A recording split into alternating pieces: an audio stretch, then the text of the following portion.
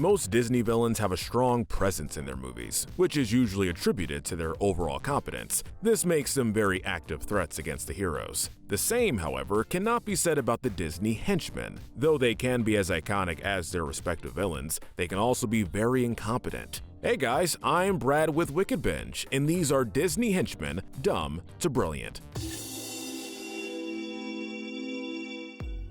Before we start the list, we need to lay a couple of ground rules. Unlike other characters, henchmen have more minor roles in these movies, so some of our placements will be based on assumptions and critical analysis of the information we get. Moreover, we will base our rankings on the henchmen's general intelligence and how much they help or hinder their corresponding villains' plans, and these two factors will hold equal weight in our ranking. Finally, we didn't include Anastasia and Drizella, since they appear to be a means to an end for Tremaine's royalty aspirations. Therefore, we do not count them as active henchmen. Alright, with that said, let's start with our first group of henchmen. First are the henchmen who are more trouble than they're worth. These are the henchmen that are so incompetent that their unintended actions harm the plans of the villains they are supposed to serve. Mr. Smee is the least intelligent henchman. Smee is Captain Hook's first mate, but unlike the rest of his crew, he isn't intimidating or capable. Instead, he's gentle and bumbling, failing to complete even the most menial task, such as shaving the captain. He's at the bottom of the list because every action he takes helps Peter instead of Hook.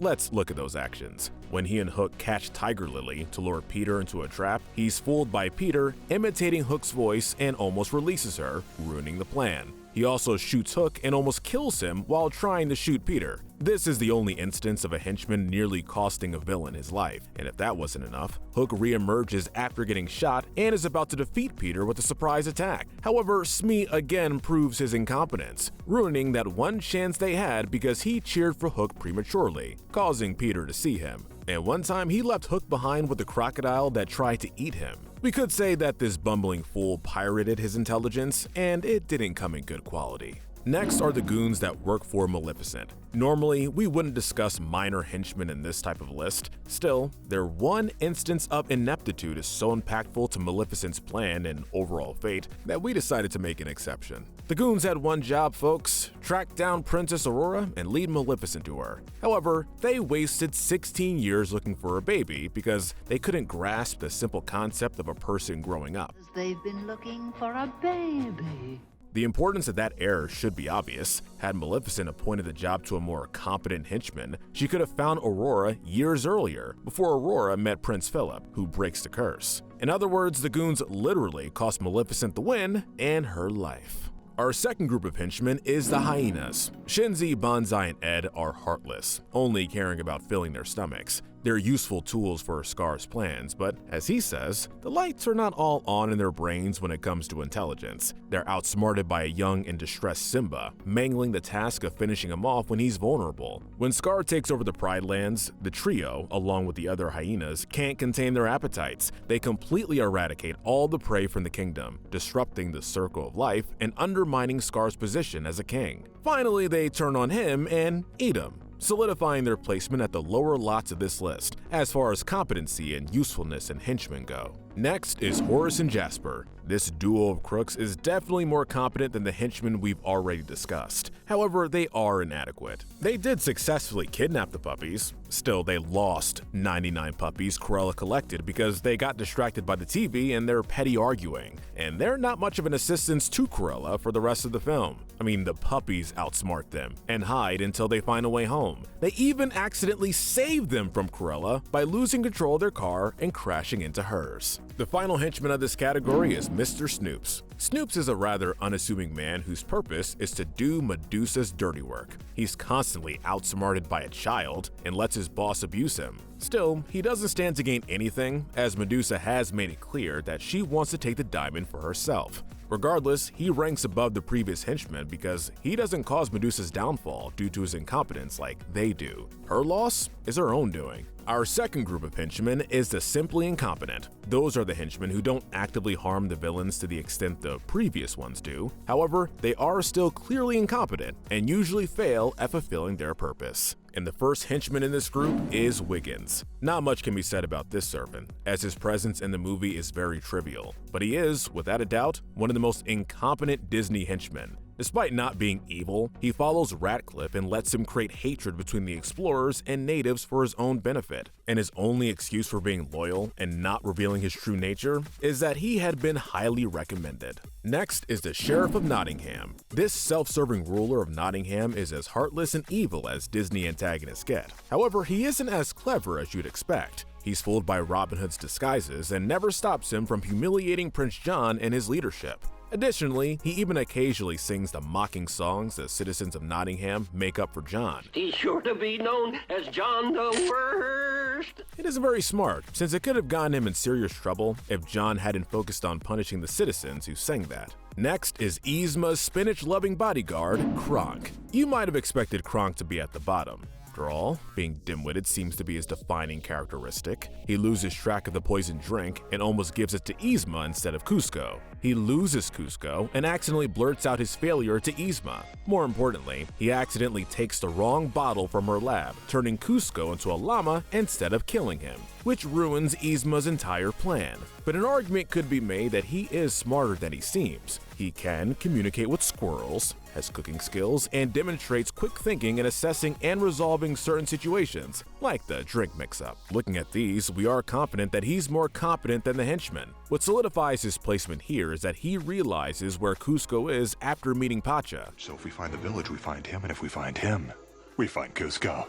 At the end of the movie, he figures out he was on the wrong side the entire time. In conclusion, we're confident in putting Kronk, in the middle. Next is Pain and Panic. These two demons are more self-serving than incompetent. Nevertheless, they have one instance of major incompetence, which is when they were startled and failed to give baby Hercules the last drop of the mortal potion. Like similar failings of previous henchmen, it was an action that eventually led to Hades failing his takeover plan, and even their self-serving choices, while competent, actively harm Hades, which is why they can't go higher than the top of this tier, according to the rules we set. Alright, the third group is the right-hand henchmen. While not as smart as the villains they follow, these are the lackeys who demonstrate significant feats of competence and help them further their goals more often than not. Opening this category is LeFou. At this point, most of you must be wondering why we didn't put him lower on the list. And it's true. He seems to be an incompetent henchman that stumbles on his feet more often than he accomplishes anything. After all, his name literally translates to the fool. But there's an interesting fan theory that suggests he may actually be more intelligent than he lets on, which we believe is correct. That theory suggests that LeFou is smart and aware of Gaston's abusive behavior. He sticks by him and acts like his clumsy sidekick to gain social status, without going through the effort of accomplishing feats of bravery or strength since he lacks that department. This idea is supported by various points in the story, especially during the third act. He seems to fully grasp Gaston's devious plans to force Belle to marry him and later kill the beast. He even wickedly enjoys taking part in them. With this perspective, we decided that LeFou could qualify for the right-hand tier. Next is Lucifer. Unlike most animal henchmen we have covered so far, Lucifer isn't just competent, but he's cunning and wicked. Throughout the movie, he tricks Cinderella into blaming her dog for the things he did and being trouble for both her and the mice, more so than Tremaine's dim-witted daughters. Despite being an intelligent cat, he doesn't possess any human-like intelligence. He seems to not care for or even understand Tremaine's plans and goals, so he ranks lower than the other competent henchmen that will follow. The next henchman is Lawrence, Prince Naveen's not-so-loyal butler. Being entrusted with keeping an eye on the prince, we assume that Lawrence is more competent than the average henchman. From the beginning, he sees through Facilier's shadiness, unlike the prince who buys his lies. Later, when he turns into the side of evil, Lawrence maintains the facade of being Naveen with success for most of the movie. He even almost succeeds in marrying Charlotte. Lawrence has personal motivations, unlike the previous dim-witted henchmen, who are either motivated by fear or an illogical loyalty to their respective villains. He chose to betray Naveen to serve his own greed and arrogance. This feature definitely puts him above a lot of the henchmen in the intelligence chart.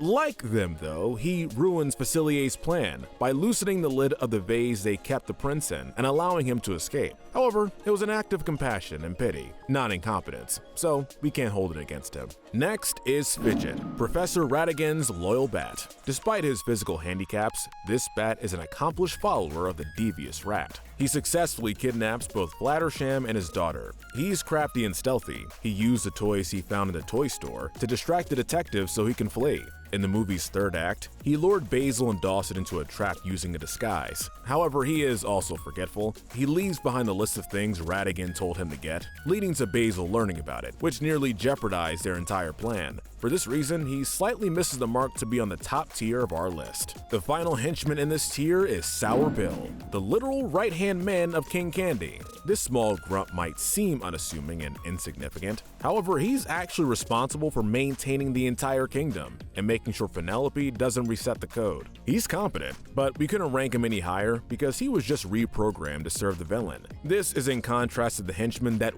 willingly sided with the villains. Okay, I'll talk. Now we move on to our top 5 henchmen, the full-fledged antagonist. These are the henchmen that are as clever as the villains they work with, if not more, and who could easily stand as antagonists on their own. The first of this tier is the Huntsman from Snow White. This entry will be briefer than the others as the Huntsman isn't evil or even a major part of the movie, but he is very intelligent and worthy of reaching our top 5. He shows compassion towards Snow White, realizing that what the queen wanted to do was morally wrong. He also instructs her on what to do to be safe from her. Additionally, he even constructs a plan to fool the queen into believing Snow White is dead, a deception she would never have been able to see through if she didn't have a magic mirror. Next is Sir Hiss. Sir Hiss is an example of a henchman who's smarter than the villain he works with. He orchestrated Prince John's usurping of the throne by hypnotizing King Richard. It can be assumed that he was running the kingdom.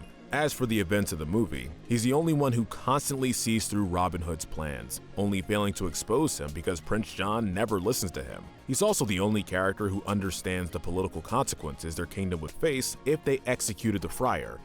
Friar Tuck, a man of the church? Honestly, the only argument we can make against his intelligence is that he chose to ally himself with the wrong brother. The bronze medal is a tie. We have to give it to henchmen from 2 different movies because their actions are almost identical. First is Diabol. This bird is the only one of her henchmen that Maleficent cares for, and there is a good reason. Going back to when we discussed her other henchmen and how they failed to locate Aurora for 16 years, Diabol finds her in a single day. My pet, you are my last hope.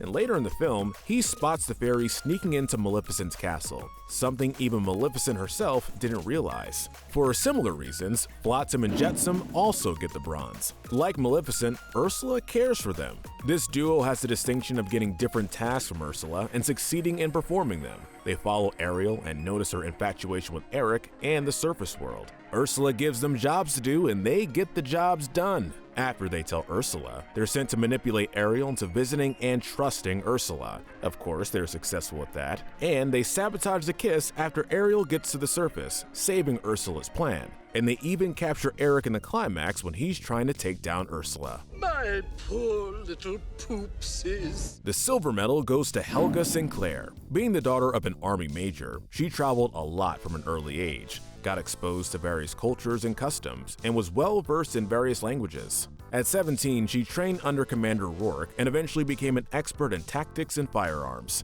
She has an analytical mind, ideally suited for strategic planning. She's also able to coordinate and operate heavy machinery. Looking at her accomplishments and talents, one could make an excellent argument for Helga to be in the #1 spot on the list. However, her trusting someone as amoral as Rourke and letting her guard down around him, allowing him to backstab her, solidified her place as a runner-up at best. Nothing personal. And the #1 big-brained, smartest Disney henchman goes to Iago.